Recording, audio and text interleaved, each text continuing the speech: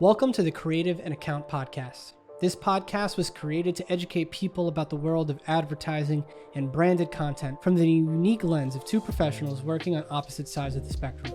I'm Frank Dale Arroyo, CEO and Creative Director at Straight Shot Post, a full-service post-production company that focuses on branded content. My co-host, Melissa Reisman, is an account director at BBDO, one of the largest and most well-respected agencies in the world. We hope to help you navigate through the challenges you'll face daily as you develop your career or business in this dynamic and quickly evolving field. All right, welcome back, everybody, to another episode of the Creative and Accounts Podcast. This week, we're going to be deep diving into what it means to be a valued worker, whether you're an employer, freelancer, etc., somebody that is working for somebody else, whether it's with a manager or a client. I think there's a lot of things we learned so far about being in the workforce.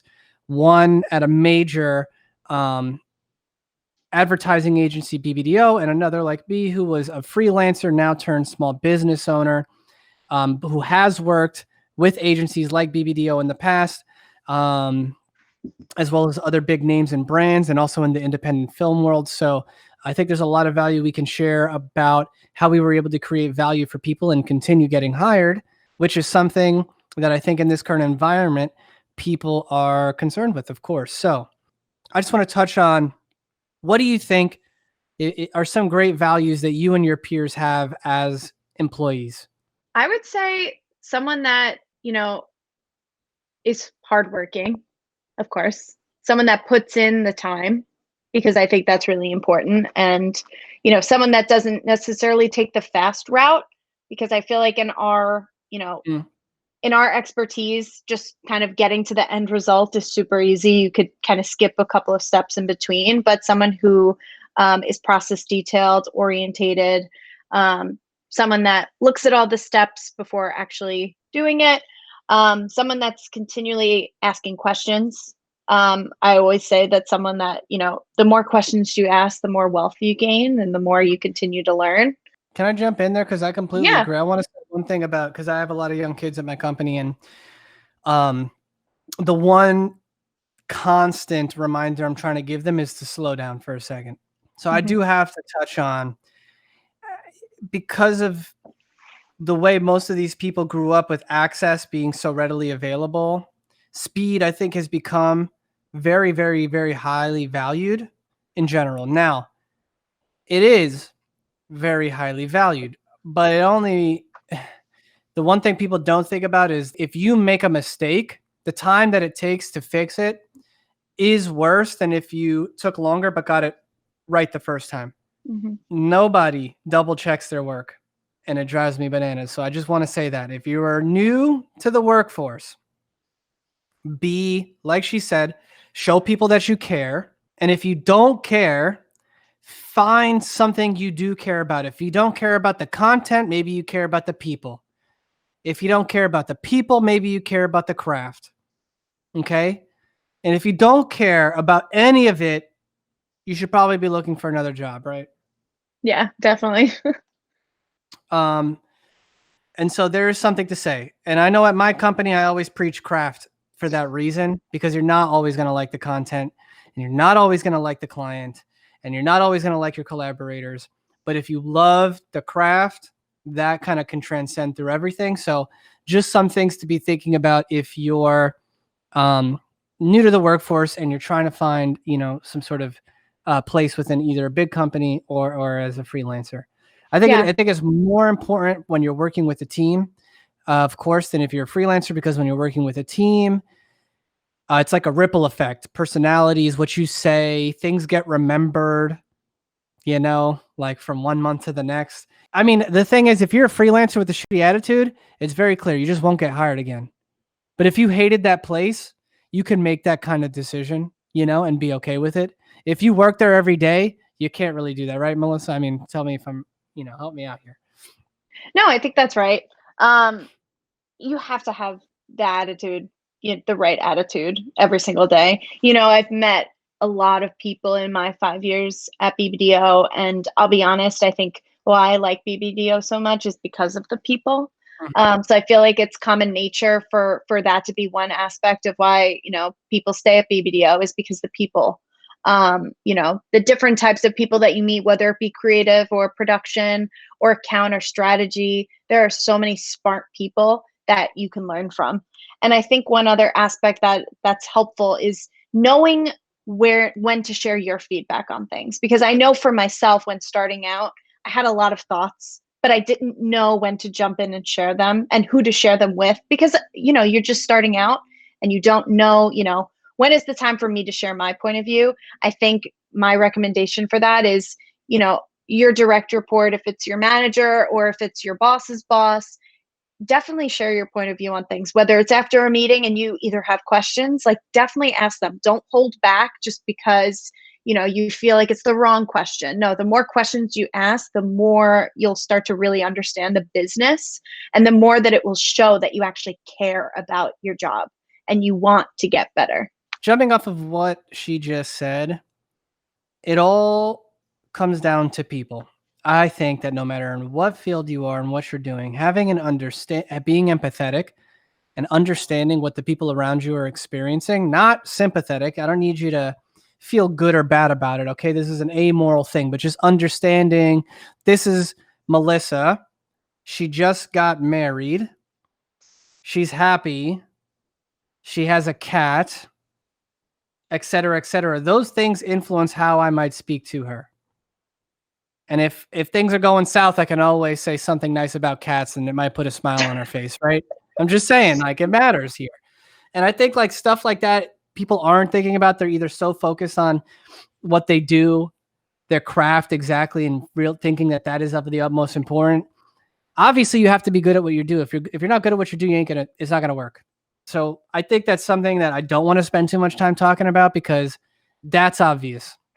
If you suck, get better. Okay, that would be like advice number one. If you want to get better, though, you're right. Like, does that person want to get better though, or are they just going through the motions because they don't, necessarily want to find, where their right path is? Because I feel like I've come into people that necessarily do that. I agree, but like those people can't complain about why they're not getting ahead, right? And they will. Yeah. But like all I'm here to do is tell you what works and what doesn't work. Caring works. Effort works. Yes. Understanding how to communicate with people works. Obviously you won't get ahead if you're not good enough to get ahead. That's kind of the reality.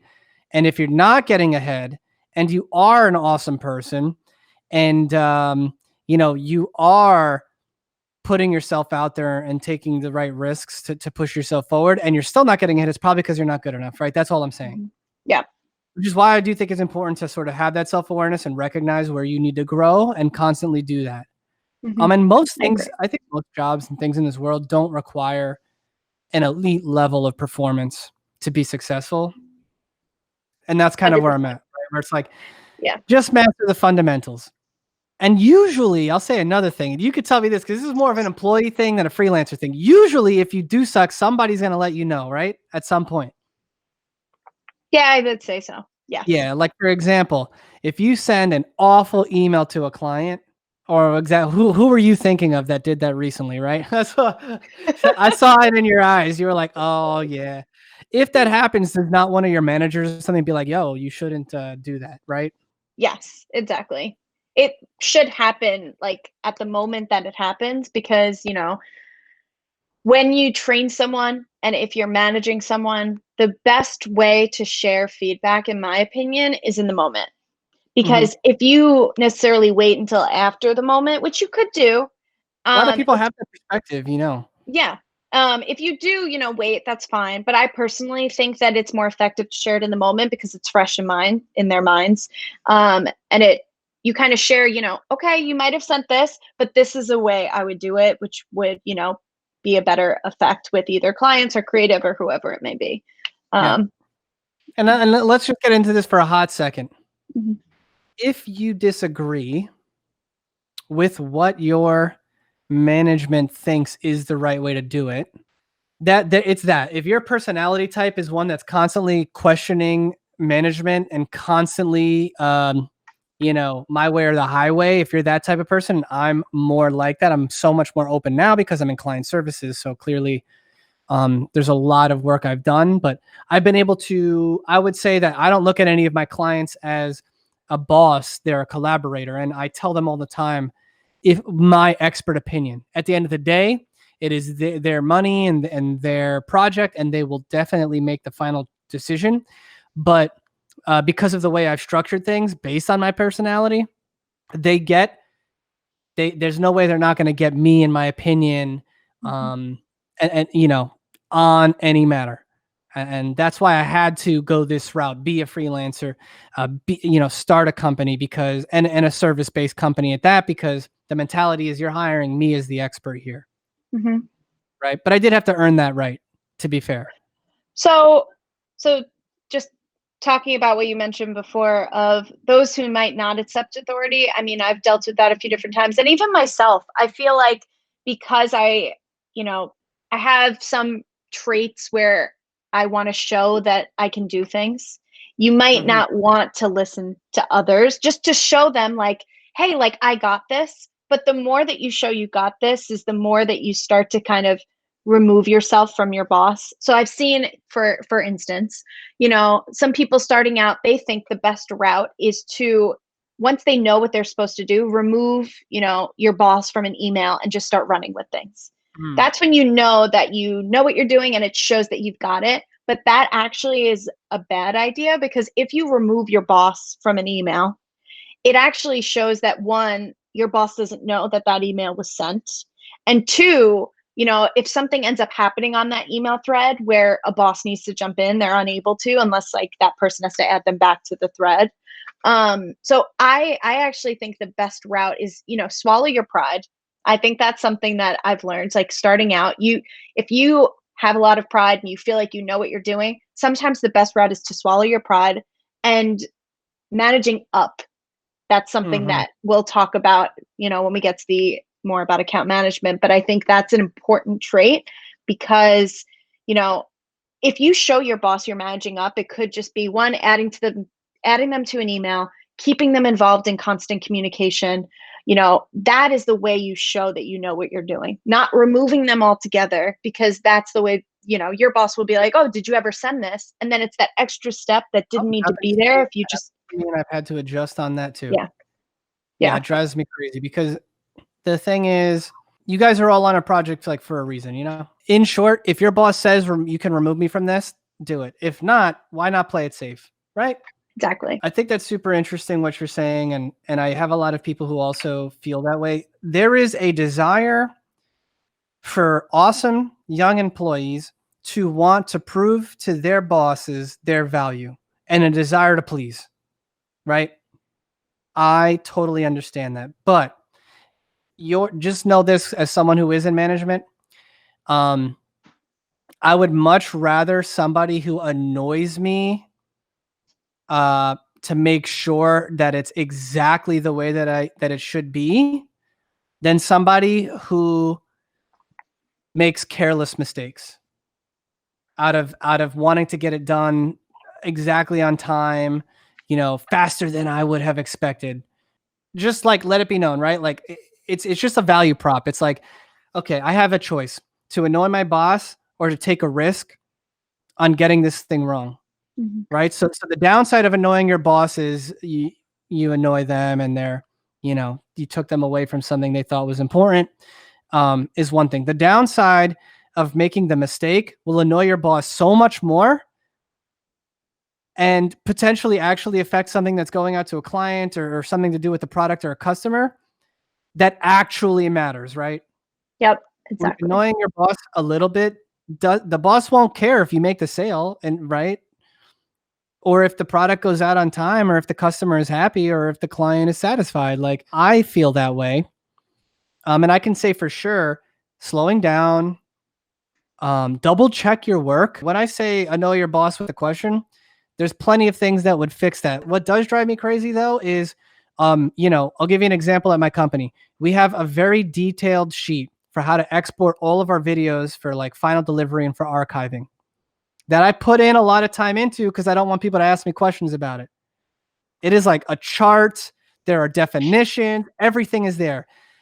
Man, The amount of questions I get about exporting and archiving, and they're like, hey, what is the definition of a master clip, or like a master file? Like, what is a master file? And I'm like, hey, do you have the document open? Well, take a look. Can you scroll down and see if there's anything that says definitions? And then usually they go, oh. And I'm like, yeah, freaking read first. I'm not saying don't read. Like, I'm just saying, like, keep it simple. If they give you the right utilities to find the answers, that's one thing. If you read it and you missed it, that's okay. And I'm not ever treating anybody, I'm never going into the conversation as if they didn't read it. It just becomes abundantly apparent that they didn't read it, right? I don't have the expectation. I have the expectation that you guys are diligent, that you guys are reading. But I know the reality is you're moving quick, okay? So I can't tell you the amount of times that I've sat there and had to say, what is a clean version? Did you read it? Oh, what's the right aspect ratio? Do you not see? It literally says wrapper, aspect ratio, pixel ratio, codec, like everything is in there because a lot of other people have asked me these same questions. So I made this sheet for that reason. Okay. That you don't want to do to your boss, right? You don't want them to think that you're not reading or listening, right? Because all that translates to is they don't care. And as we've spoken about before, that's the big thing, right? Make sure they feel like you care. So there are things to bother people with and there are things not to bother people with. I'll give you one other good tip. Know who to bother. I get good tip. Asked every single question under the boat. And when it comes to scheduling, everybody at my company knows I don't do scheduling. I literally just follow what my assistant tells me to do. She puts it in my calendar. I go to what she says. So whenever I get asked, hey, did you put this meeting up? What is this about? I don't know the answer. Ask Amaris. I do think that young people, and again, at a small business, I'll say, I'm very heavily involved in every aspect. But this year, I'm making a big effort to try to remove myself from things that are time wasting. You should. Yeah. Like specialize. She does all of that. Get it to her. You're delegating. That's like kind of the part of it though. Like they might think you're the person that knows all the answers to this stuff, but they need to understand that you're delegating to your assistant who also has the wealth of knowledge that you have. And they need to realize that she is kind of like your right hand. So reaching out to her will give them the same result as reaching out to you. But the reason why they shouldn't reach out to you is because you're dealing with a lot of other things. So if they need a quicker response, they should go to her. This is actually just a perfect segue because I really want to, we just jumped in and we probably gave you guys a ton of great tips, but I think the first and most important thing we need to do actually is sort of define what being like valuable would mean. Okay. And it kind of leads off into these things about understanding the people around you, and understanding sort of where you fit in the workforce. And so I'm going to talk about this because I own a company. I have contractors, I have interns, and I have a good understanding now, which it's actually very valuable because I had the other perspective. But I'm going to kind of talk about like, I guess what I'll call is like the employee paradox. Okay. So I'm going to describe how at least this works for me. And I think pretty much every other company I would assume how you have to value your, contractors, employees, and the people that work for you. So, and this is might kind of sound hard because it's two different things, but you are simultaneously an individual person that has value as a person, of course, and respect and their own thoughts and their own ambitions. And then at the same time, you are also a cog in the machine as a whole who has a job and responsibilities that either get the product to the customer, that make the customer happy, or that execute a part of the service or execute a piece of this business. And when you're looking at the business as a whole, marketing, sales, the product, HR, finance, etc., like you as the sort of owner of the company have to be able to see each person as sort of a value, a number value that is either generating or losing you profit, and also as a person that you care about. And I think it's a super fascinating thing. And I'm curious, Melissa, like, how do you look at yourself at one of these places? Do you understand that that's how it works? Yeah, I totally understand. I mean, it's business. You also kind of have to think about, when you work at a company or wherever you're working, you're a valued employee at that company, but at the end of the day, like, you are there for a reason to do something for them, and you are, just necessarily a number. I think that's kind of where you're leading. Well, no, I'm just saying, like, I think it's a value trade. First of all, I will say this: if you don't feel like you're valued, go find a company that does value Mhm. you. They do exist, and I hope that the people that work for me feel valued, and I'm sure you do at your company. So I want to say that we're not really talking about places that don't value their employees as people. Okay, we're talking about places that do it right. And if you're doing it right, we do care about you. But of course, it's a value trade, right? I will give you, and this is not me because I'm a tiny, tiny, tiny company. So if we were to talk about the value trade at a company, you know what? I'll talk about mine. You talk about yours. It's probably easier because she actually has, benefits. She actually has, 401k and other and money and monetary value. I am a baby company, right? So the value trade is never going to be money. I mean, there's some money involved for some of the people, but I do have free people working here. And the question would always be like, why would you do that? Because value is more than just money, right? First of all, liking the place that you work has a lot of value, right? Because you spend so much time there. And Melissa said, liking the people and the values of that company, that has so much time. That's why the recommendation is find a place you like. That's step one, but recognize that there's a value trade, right? Things I deliver: a high level of education. I'm hiring young. I'm teaching. I'm mentoring. Community. In my opinion, high quality values. My company's values are mastery, honesty, and empathy. Tangible skills that they can use to increase their market value if they choose to switch companies. And that, I think, is actually something of interest. If you're someone who's considering working for someone for free right now, one thing they don't think about is, what is your value in the market? You barely know anything. Maybe you can get whatever it is, minimum wage for your skills. But if you invested in yourself with a young, small company, for example, and were close to the top of that company and gained a tremendous amount of skills from watching them do their thing, or from working with somebody like me who's a expert in storytelling and editing, like, if you're just by being around me for a year, coming right out of college, like my homeboy Brian Chen, shout out to our amazing junior editor, my AE Brian, like that dude I have seen, ask him how much he's grown in 6 months. It's remarkable. And if he ever left, he would certainly be getting, like, that would land him the job that he couldn't get, because now he has my company's resume behind him and all of those things. And this happened to me before too. And you know what? I look at it as a good thing. My first AE, I think, works at NBC now. And my second AE, Rio, got picked up by Viacom to work at Nickelodeon, making double what she was making with me within 6 months of time. So those are things people don't understand, and how the money kind of comes out in the wash, right? So you were making shit, but when it doubled, it kind of balanced out over a few years, right? But you would never have gotten the decent job without the skills and the values that you learn. So I just want to say something that's really for places like me, if you're considering working in an environment like that. However, it is, in my opinion, a wonderful environment to work in, very open. Everyone can speak their mind. Everyone is encouraged to say their ideas. Um, and so people like working here, which also helps, right?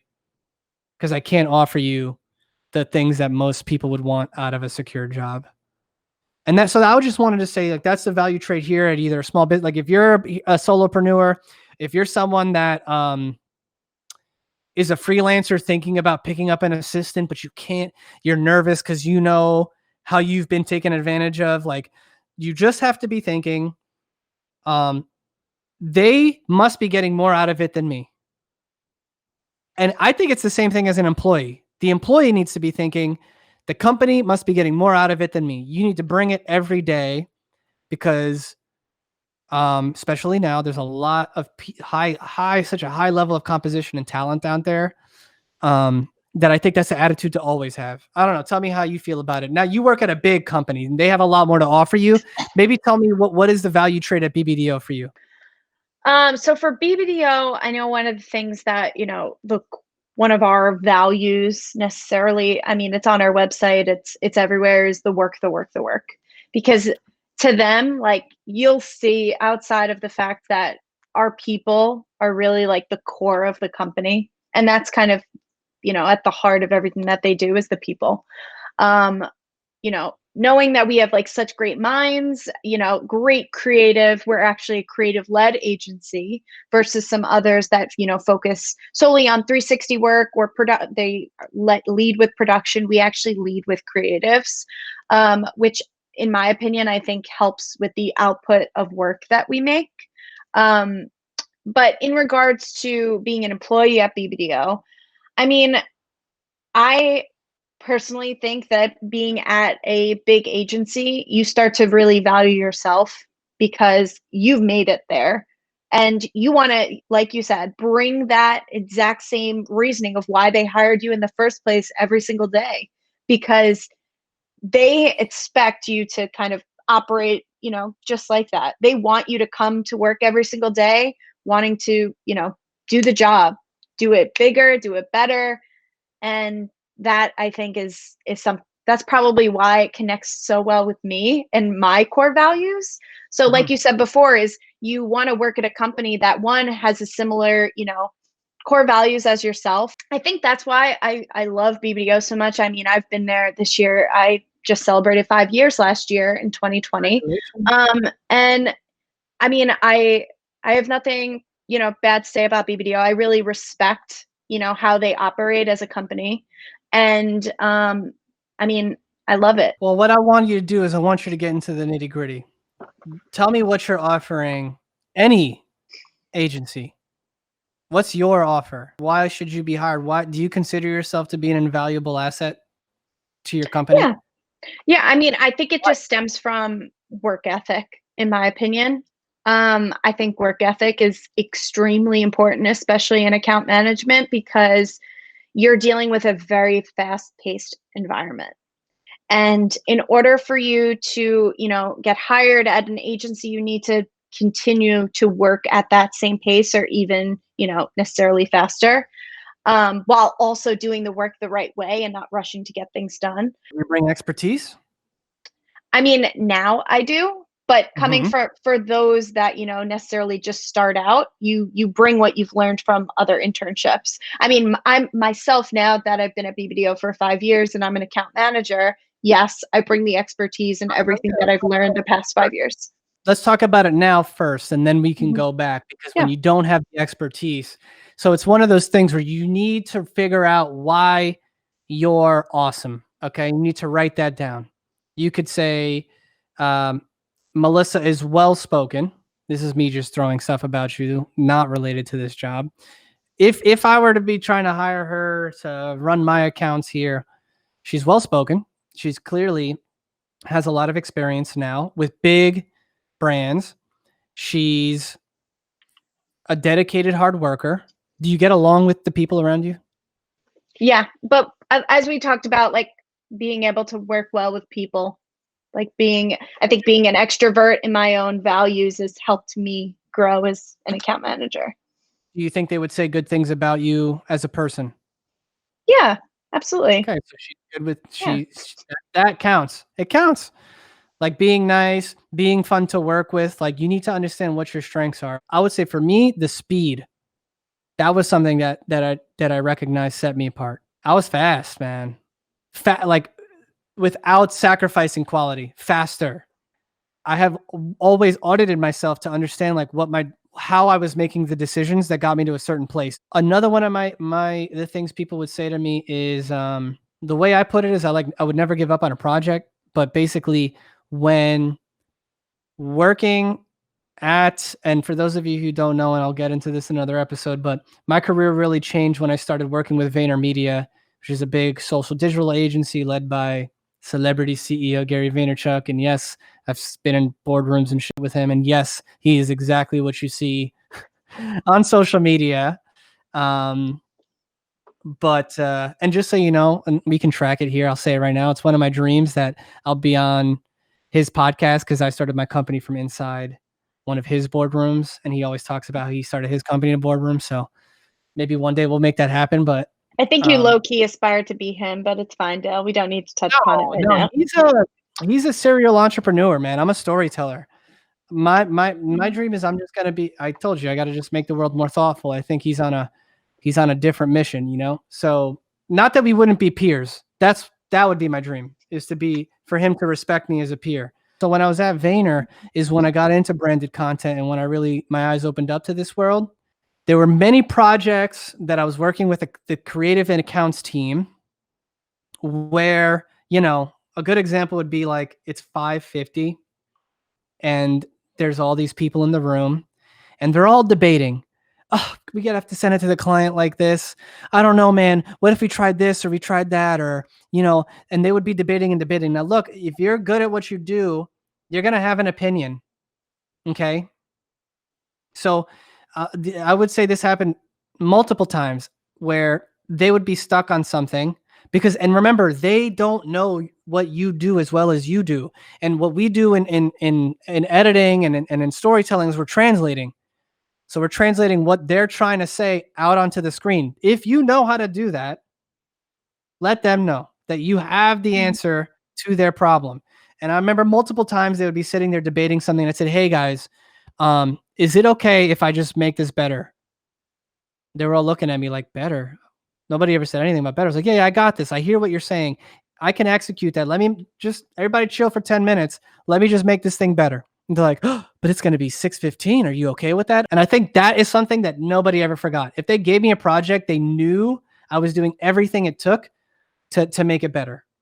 And again, I guess it does come down to caring. But when you combine a level of expertise with, I guess, a level of service, right? It's very hard. It makes it very difficult for people to turn away from that. And it's funny because I thought it was that. I thought that's how it was, because that's who I am. And it's like, not. I'm just letting everybody know. If you're somebody that's like, well, that's the most basic advice ever, Dale. Yeah, I get it. Work hard, be nice, care. Clearly, we're only saying it because it's not the norm. Just throwing it out there.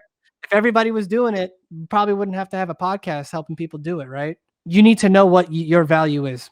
And at my company, I talk to them all the time. It's very clear. We're process driven. What we sell is client experience. That's what we really sell. That the experience that they go through while editing this video with us will be something that is effortless to them, that they'll feel like they'll have an extremely fluid mode of communication, that they're involved enough, as, like, I guess the way we put it, that you're involved as much as you want to be. And so we offer so many services like that. Hey, we're going to put up dailies on Frame.io. If you want to give us your creative comments, we will use them. And if you don't, we'll take care of it anyways. And I think being able to just cater to your clients in any way, and if that was my boss, it would be the same way.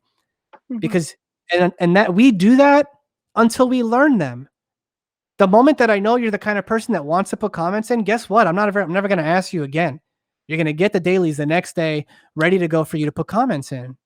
You know, you learn and grow, but that's because we care. It comes back to the same thing. We care. So again, know what sort of you're offering. Like, I could tell you guys right now, and I own a company. She puts in more hours than I do, and I own my own company, right? Oh, I for sure put in more hours than you. yeah, I'm not even gonna doubt it. You know, and I think so, like, boom, if you're like, I will outwork anybody else in time or in effort, that is a value. If you're like, I will say, I might not do that, but I'll be better and faster. And I will make sure of that. And I will make sure that you don't have to think twice about anything. I'll give you peace of mind, right? These are the things you have to figure out what you can offer to your employer or your client. If you can't think of anything, write it down that you wish. Who would you want working for you? So that's sort of what I have to say here about sort of defining your value, and then making sure that what you're great at, your company needs. You know what the problem is? Okay. Everybody thinks they can do it because they see prodigies. So I'm not Everybody can do it, obviously, but when you get out, you obviously are inexperienced. The movies you make at 18 are not going to be as good as the ones you make at 30 because of the experience, the reps, the skills that you're going to develop. But there are prodigies. And a lot of those prodigies are freaking, making films from 5. So, of course, they put in more time and effort than you did, too. Everyone wants to be Damien Chazelle. And if you don't know who that is, he's the guy who did Whiplash and La La Land. So I think he's the youngest Oscar-winning director of all time. Great movies. Whiplash is amazing. That one's actually a little bit older, but I saw that and I was like blown away. Yeah, exactly. So remember that he's incredibly good. It's weird. The better mentality to have is you're gonna be there someday. That's the mentality to have when you're young. Mm-hmm. Will get as good as him.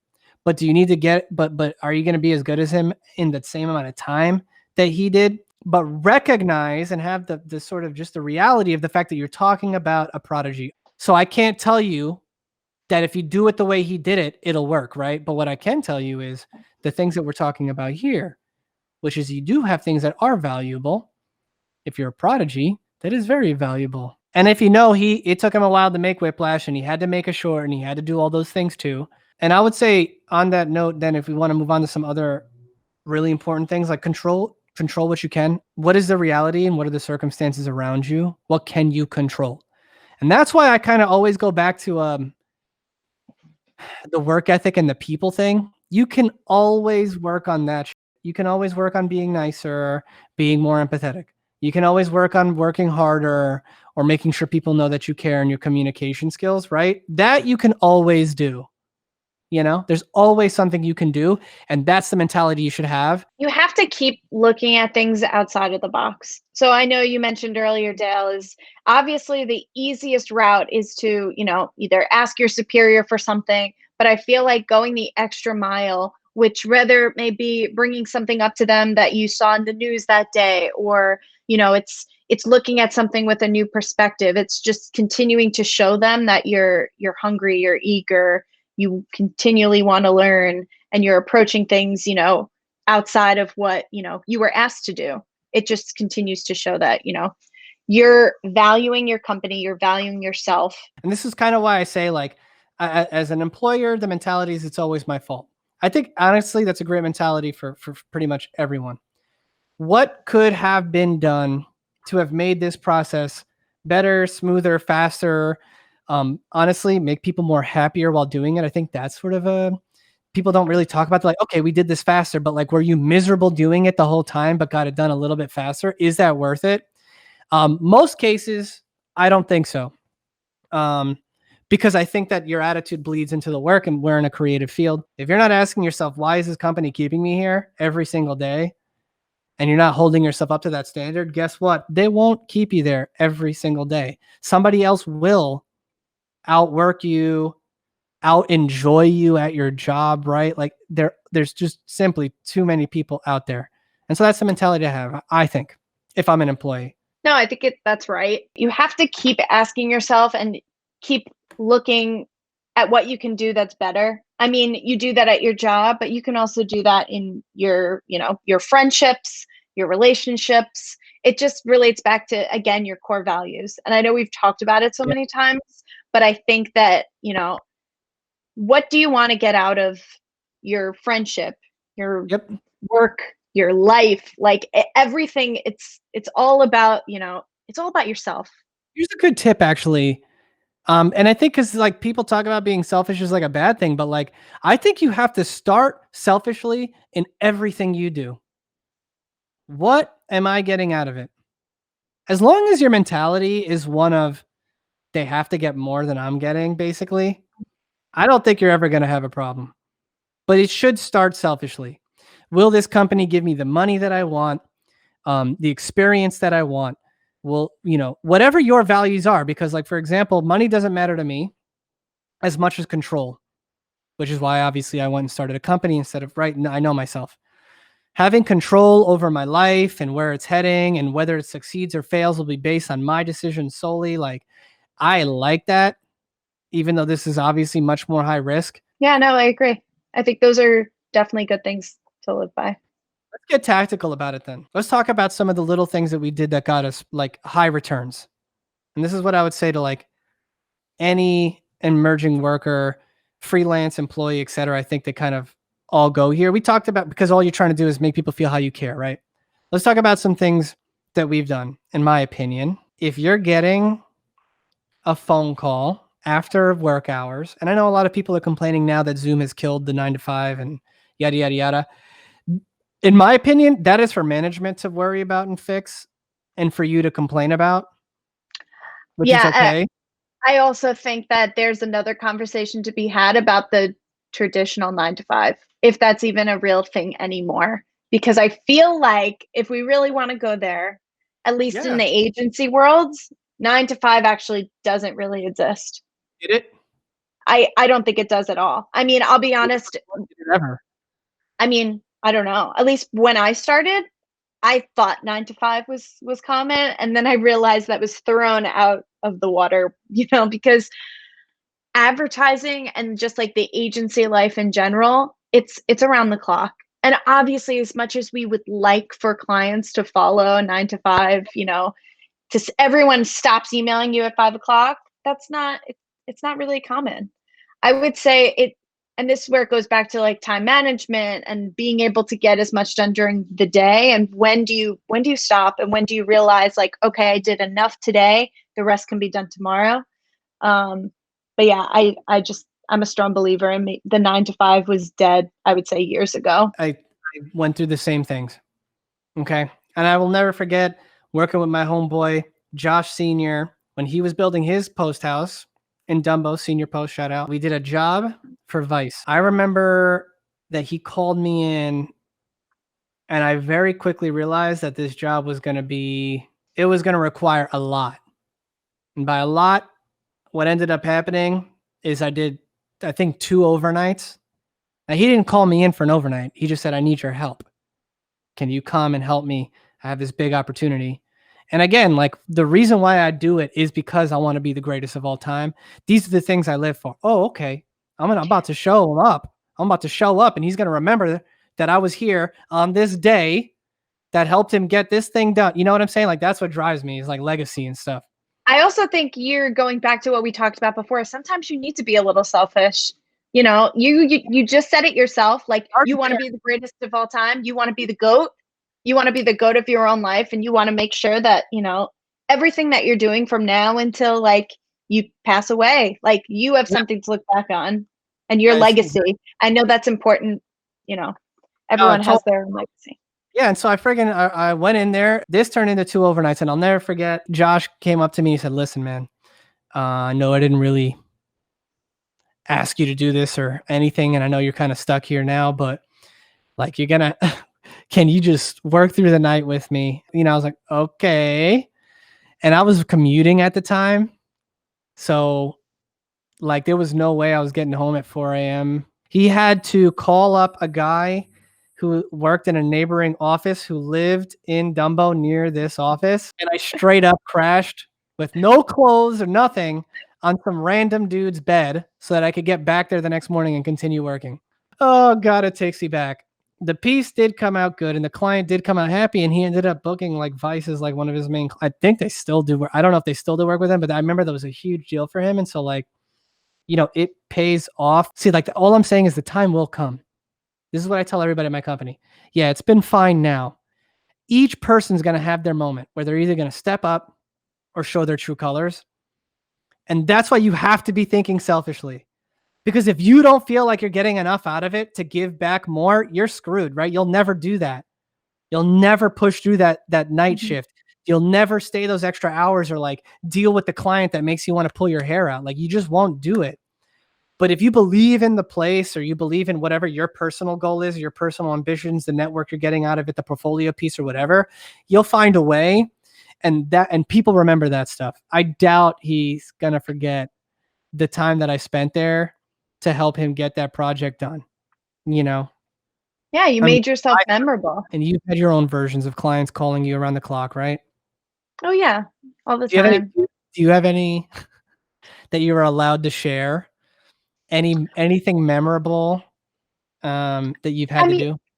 I mean, there are countless across, multiple clients across the last 5 years where I've worked late hours. If it was for, a large presentation, over the past like what 6 months or so, there was an instance that we were working with a celebrity and we were prepping for a meeting with her the next day, and like stayed up late to help prep the deck and work with the team on it.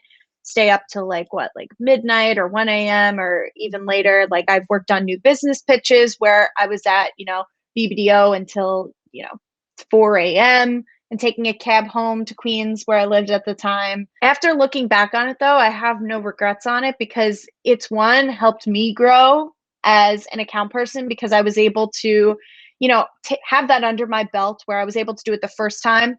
And I'll be honest, it's not going to be the last time. So there's ways you can learn so that one, if you don't go into that scenario again, for argument's sake, if there's like a huge meeting that we're prepping for and why did we have to do it overnight? Is there anything that we can do in the future so that we don't have to get into that scenario?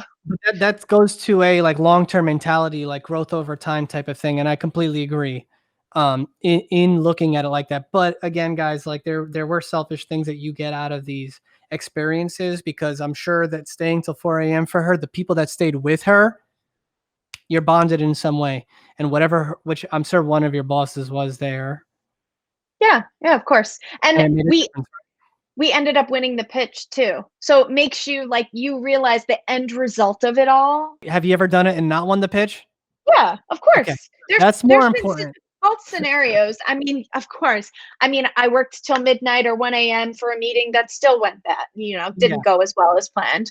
Or, in that instance, yeah, we did win the client and things are going well. Like it's not every single time that you work hard is not going to be, a positive reaction. But You need it's to a realize culmination of it all, right? That's the problem. You can't exactly. get stuck on one of these things. It's the cumulative like experience that you're having. So when we talk about like sort of low lift things, like I'm a big fan of like, dude, if you have a boss that sets the expectation that they're going to call you all the time though, that's different. But if you have a boss like me who keeps the hours pretty regular and I freaking call you at 8 o'clock once a month, there's a reason I'm calling you. And they know that. So you, in my opinion, take the call. You talk to me for 10, 15 minutes, make me feel, that's the key part, right? Make me feel like you care. If I continue to set that precedent and it's a problem, I would fully expect that you would set a boundary of some sort. I'll just use me. This is a hypothetical. If I called you on a Saturday and the first thing you do is say, just so you know, I'm uncomfortable with you calling me on a Saturday, it does the like you took the call, but it totally killed the vibe of how I felt about that. And, Yeah. and it's counterproductive. So you either don't do it, right? And like just set that precedent and like I'll adjust to that. I'm not going to like you as much, I guess, right? Or whatever. We're being all hypothetical here, but that's fine. And also, I will be clear, there's other ways to show that you care. I don't want to take it away from time. It's just like value, Mhm. right? What can you do to show value to your company that is easy? Off-hour communications, in my opinion, are pretty easy. If something was sent at 7 and you'd be smart and judge if it's relevant that you have to answer it, like, I don't know. I'm sure there are things that come in where you're like, no, that I'll just do that tomorrow. But then there are things that like I should answer now, right? Yeah. Okay, that's kind of what I'm saying, right? Is like just be smart, but that's such an easy low lifting off-hour communications. How do you feel about like bringing up ideas and stuff? I could say that, it's taken time for me to, have a lens where it can lead to once you know what the client wants, and especially in account management, you're helping to solve the problem or whatever the brief is that they're asking. They want a specific output. Obviously, creatives are going to, take the brief and, create something. If we end up sharing thought starters, which I'll be honest, we share thought starters with every brief. And if it's a combination of the strategist or the account team sharing just a few thought starters, even if it's just like a few words that they can just like bounce off of. And I'll be honest, sometimes they're not great, but I think it gives them an idea of where they should be leading. So yeah, I'm 100% like all for sharing creative ideas, but the way that you share it is also important, especially in my, how we do it in account management, because we don't want to dictate what the creatives do. It's more of just suggestion. So we don't want to be like, you need to do this, because the creatives are going to be like, really? Because like I'm the creative. It's Yeah. more about how you bring it up to them. And it's more of just, hey, I'm in the same boat as you guys. Like, I know that this is a tough problem to solve. Here's my thoughts on it. Take it as it comes. And, that's kind of how we approach it. We have to make sure it's not like we're dictating, but we're Mhm. just suggesting ideas. Before the deck goes to clients, the account team views it and the strategists view it to make sure that everything ladders up to the brief. So if, let's say, argument's sake, that it's close, but maybe we should change the language a bit, the account team could say, actually, I think it might be better with this term, because I know that the clients want it to have this, type of end result or tone. So I've given creative feedback, a bunch. I'm just thinking about on my side of things, and I wouldn't necessarily call it feedback, but it's like showing your expertise is another sort of low lift, high like emotional return skill. A good example would be if a client asks me, "Hey, we're doing a shoot. What kind of drive should I buy?" Sometimes I'll tend to give overly detailed answers that are very clear and have like, their one or their two options summed up, but that let them know I know exactly what I'm talking about when it comes to this stuff. Mm-hmm. And I think that has like a high return in the way that you answer the question. So instead of just saying, "Hey, buy this," you're saying, "You're going to buy this. Let me tell you why." And they're not going to really care about the why. But the fact that they know that you know the why does matter. You know what I'm saying? If you're in the room with the client when they're giving feedback and when you're dealing with feedback, it's similar where I'll take any opportunity to showcase my expertise in those environments. If they ask me an opinion, I like to self-reference other times where there were similar situations and how we accomplished that. Not only does it help your argument if you're trying to push your client in a certain direction, but again, it reminds them that you have an expertise in this and that they should be listening to your expertise to get what they actually want. Now, for some reason, this expectation has been built up, and so my team is starting to get used to, if I'm saying, "Hey, where should we put this?" on LinkedIn or on Instagram, if they don't give me the why, "Oh, it's on LinkedIn. This is what's happening on LinkedIn right now. I saw these two videos about it," these sort of overly things, I'm like, "Hey, help me out here. I want you to tell me the answer. I want to feel confident that you have researched and done this work." I'm going to wrap this up. There's just a quick thing I want to say for people that are business owners. I think you want to really focus on creating an environment that allows the people to sort of do these things. You want to create an environment that is like value based. And I've said my core values before of honesty, empathy, and mastery, but we take it very seriously. Like, you must be honest with each other, your coworkers here. People will bring up the pros and cons of things all the time. People's mistakes are sort of out in the open and not taboo and not shunned. If you make a mistake, everybody knows it, and we're all here to help you fix it. And I think when you create that environment, mistakes don't feel so scary anymore. You know, people can express how they care in the different ways that they do. And I think that's really, really important for you guys, for the other business owners like me to be able to do. I think another big thing is be process driven and not result oriented. Where again, you're encouraging people to just focus on getting better every day as opposed to hitting their quota. I think that's such a big thing to allow your employees to again push themselves and express themselves and show you what they're capable of. If they're acting out of fear, I think that is always going to be unproductive. And lastly, and I think something that the both of us will share on, I think it's such a top-down mentality. Like, we bring it every day. It's a ripple effect, guys. Having that mentality ripples throughout all the people that you're connected with. Hopefully this was valuable for you guys in understanding from a business owner's perspective what we're looking for. I'm looking for people like Melissa. And from Melissa's perspective, you know, what go We should ahead. work with you, Dale. We're looking for you. So it goes both ways. We should talk about this maybe offline. Maybe we'll start working together. That's the idea, guys, right? Work hard, be nice.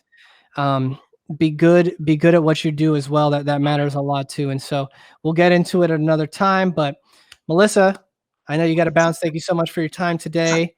Good luck. Thank We'll you. chat on the next one. Peace. Hey guys, I hope you enjoyed that episode of the CNA podcast. If this brought you any value, please don't forget to like, subscribe, and hit that notification bell. You know how much it means.